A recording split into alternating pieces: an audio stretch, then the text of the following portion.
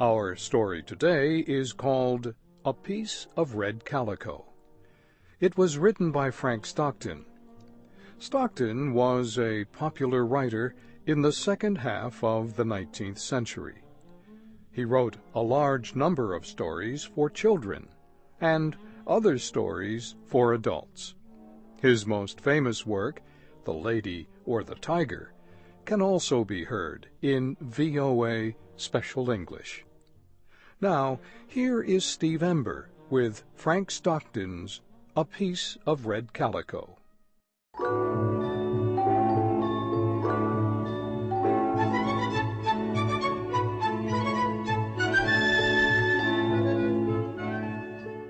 I was going to town one morning when my wife gave me a little piece of red calico cloth. She asked me if I would have time during the day to buy her 2.5 meters of calico cloth like that. I told her that it would be no trouble at all. Putting the piece of brightly colored cloth in my pocket, I took the train to the city. During the day, I stopped in at a large store. I saw a man walking the floor and asked him where I could see some red calico. "This way, sir," and he led me up the store. "Miss Stone," said he to a young woman, "show this gentleman some red calico." "What kind of red do you want?" asked Miss Stone. I showed her the little piece of calico cloth that my wife had given me. She looked at it and gave it back to me. Then she took down a great roll of cloth and spread it out on the counter. "Why, that isn't the right kind of red," said I. "No, not exactly," said she, "but it looks nicer than your sample." "That may be," said I, "but you see, I want it to look like this piece. There is something already made of this kind of calico which needs to be enlarged or fixed or something. I want some calico of the same shade." The girl made no answer, but took down another roll of cloth.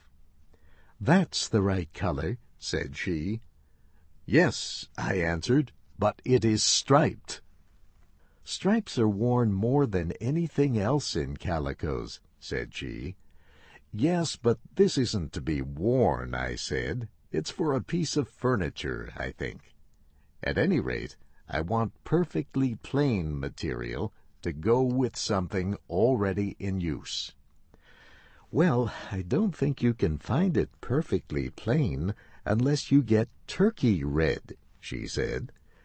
"What is turkey red?" I asked. "Turkey red is perfectly plain in calicos," she answered. "Well, let me see some." "We haven't any turkey red calico left," she said, "but we have some very nice plain calicos in other colors." "I don't want any other color. I want cloth to go with this." "It's hard to find low-cost calico like that," she said, and so I left her.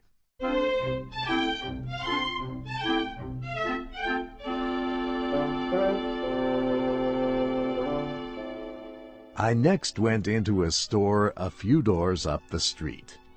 I gave a salesman my sample and asked, "Have you any calico like this?" "Yes, sir," said he. "Third counter to the right." I went to the third counter to the right. A man there looked at my sample on both sides. Then he said, "We haven't any of this." "I was told you had," said I. "We had it, but we're out of it now. You'll get that from an upholsterer, someone who recovers furniture." I went across the street to the upholsterer's store. "Have you anything like this?" I asked. "No," said the man, "we haven't. Is it for furniture?" "Yes," I answered. "Then turkey red is what you want." "Is turkey red just like this?" I asked. "No," said he, "but it's much better." "That makes no difference to me," I said. "I want something just like this." "But they don't use that for furniture," he said. "I should think people could use anything they wanted for furniture," I said, somewhat sharply. "They can, but they don't," he said calmly. "They don't use red like that. They use turkey red." I said no more, but left. The next place I visited was a very large store. Of the first salesman I saw, I asked if they sold red calico like my sample. "You'll find that on the second floor," said he. I went up the steps. There I asked the man, "Where will I find red calico?" "In the far room to the left, over there," and he pointed to a distant corner. I walked through the crowds of purchasers and salespeople, and around the counters and tables filled with goods, to the far room to the left. When I got there, I asked for red calico. "The second counter down this side," said the man. I went there and produced my sample. "Calicos are downstairs," said the man. "They told me they were up here," I said. "Not these plain goods. You'll find them downstairs at the back of the store over on that side." I went downstairs to the back of the store. "Where will I find red calico like this?" I asked. "Next counter but one," said the man, walking with me in the direction he pointed out. "Dunn, show this man red calicos." Mr. Dunn took my sample and looked at it. "We haven't this shade in that quality of goods," he said. "Well, do you have it in any quality of goods?" I asked. "Yes, we've got it finer." And he took down a piece of calico and unrolled a meter or two of it on the counter. "That's not this shade," I said. "No," said he, "it is finer, and the color is better." "I want it to match this," I said. "I thought you didn't care about the match," said the salesman. "You said you didn't care for the quality of the goods. You know, you can't match goods unless you take into consideration quality and color both. If you want that quality of goods in red, you ought to get turkey red." I did not think it necessary to answer this comment, but said, "Then you've got nothing like this."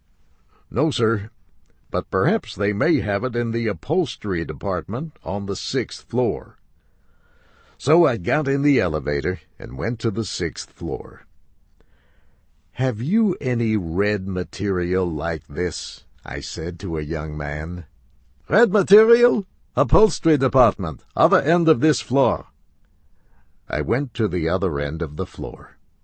"I want some red calico," I said to a man. "Furniture goods?" he asked. "Yes," said I.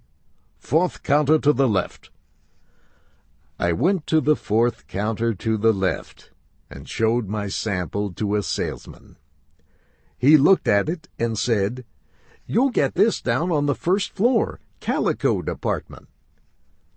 I went down in the elevator and out on the street. I was completely sick of red calico, but I decided to make one more effort. My wife had bought her red calico not long before, and there must be some to be had somewhere.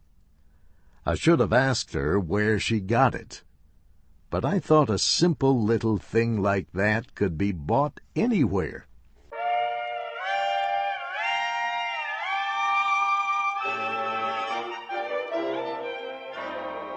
I went into another large store.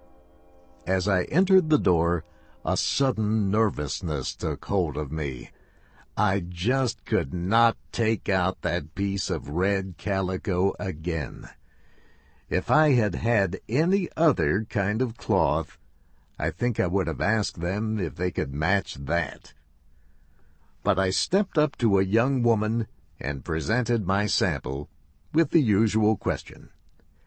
"Back room, counter on the left," she said. I went there. "Have you any red calico like this?" I asked the saleswoman. "No, sir," she said, "but we have it in turkey red." Turkey red again! I surrendered. "All right," I said. "Give me turkey red." "How much, sir?" she asked. "I don't know, say 15 meters. She looked at me strangely, but measured off 15 meters of turkey red calico. Then she touched the counter and called out, "Cash." A young girl with yellow hair appeared. The woman wrote the number of meters, the name of the goods, her own number, the price, and the amount of money I gave her on a piece of paper. She probably wrote some other things like the color of my eyes and the direction and speed of the wind. She then copied all this into a little book. Then she gave the piece of paper, the money, and the turkey red cloth to the yellow-haired girl. This girl copied the information into a little book she carried. Then she went away with the calico, the paper, and the money.